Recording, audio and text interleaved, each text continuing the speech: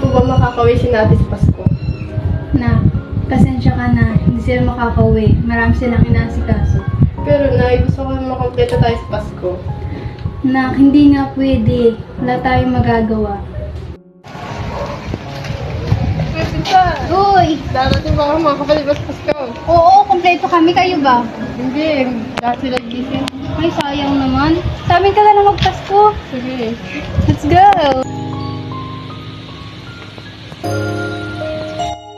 Nay, para dito ang mga pinsan natin. Paano man si Ate? Anak, wala nga tayong magagawa. Pero Nay, Mamaya, tatawagan ko ate mo. Ay, tawagan ko muna anak ko. Miss ko na kasi. Hello, Nak? Kamusta naman? Makakauwi ba kayo ngayong Pasko? Sobra kasi kayo namimiss ng bunso niya kapatid eh. Sige, ako na bahala magsabi sa kanya.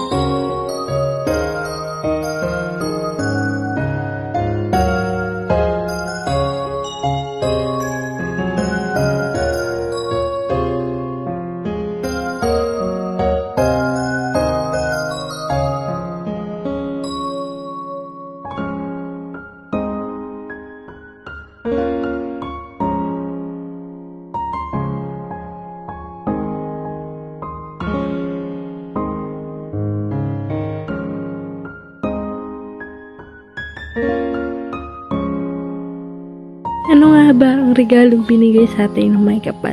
Ang regalong ito ay ang buhay na meron tayo ngayon sa pang-araw-araw.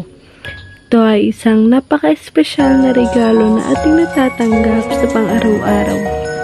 Kaya, sabi nga nila, ano naman ang simbolo ng tiwa ng Pasko?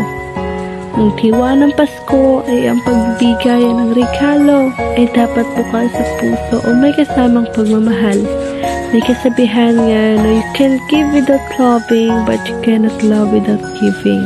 Pagpapatunay lamang ito na kahit may material tayong naibibigay sa ating kapwa, kung wala namang kalakip na pag-ibig sa ating mga regalo, wala rin itong saysay. Ngunit ang tunay na diwa ng Pasko ay ang pagmamahalan sa ating kapwa na may kasamang pagpapatawad, pag-unawa, pagtitiwala, pagbibigay ng bukas sa puso at may kalakip na pagmamahal ay siyang sumisimbolo sa tunay at masayang Pasko.